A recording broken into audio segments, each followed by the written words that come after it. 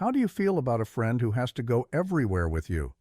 Not only does he tag along all the time, but since he is so offensive and vulgar, you become unwelcome when with him. He has a peculiar odor that sticks to you wherever you go. Others think both of you stink. He controls you totally. When he says jump, you jump. Sometimes in the middle of a blizzard or storm, he wants you to come to the store and pick him up. You would give your spouse hell if he or she did that to you all the time, but you can't argue with your friend. Sometimes, when you are out at a movie or play, he says he wants you to go stand in the lobby with him and miss important scenes. Since he calls all the shots in your life, you go. Your friend doesn't like your choice of clothing either. Instead of politely telling you that you have lousy taste, he burns little holes in these items so you will want to throw them out. Sometimes he tires of the furniture and gets rid of it too. Occasionally he gets really nasty and decides the whole house must go. He gets pretty expensive to support. Not only is his knack of property destruction costly, but you must pay to keep him with you.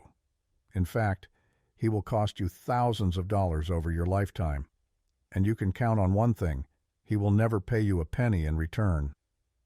Often at picnics, you watch others playing vigorous activities and having lots of fun doing them. But your friend won't let you. He doesn't believe in physical activity. In his opinion, you are too old to have that kind of fun. So he kind of sits on your chest and makes it difficult for you to breathe. Now you don't want to go off and play with other people when you can't breathe, do you? Your friend does not believe in being healthy. He is really repulsed by the thought of you living a long and productive life. So every chance he gets, he makes you sick. He helps you catch colds and flu, not just by running out in the middle of the lousy weather to pick him up at the store. He is more creative than that. He carries thousands of poisons with him, which he constantly blows in your face. When you inhale some of them, they wipe out cilia in your lungs, which would have helped you prevent these diseases. But colds and flu are just his forms of child's play. He especially likes diseases that slowly cripple you, like emphysema. He considers this disease great. Once he gets you to have this, you will give up all your other friends, family, career goals, activities, everything. You will just sit home and caress him, telling him what a great friend he is while you desperately gasp for air. But eventually, your friend tires of you. He decides he no longer wishes to have your company. Instead of letting you go your separate ways, he decides to kill you. He has a wonderful arsenal of weapons behind him.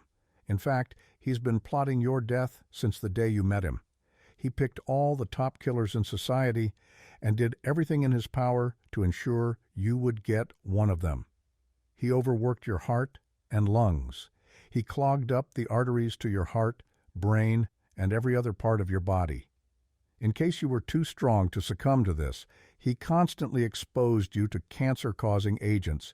He knew he would get you sooner or later. Well, this is the story of your friend, your cigarette. No real friend would do all this to you. Cigarettes are the worst possible enemies you ever had. They are expensive, addictive, socially unacceptable, and deadly. Consider all this and never take another puff.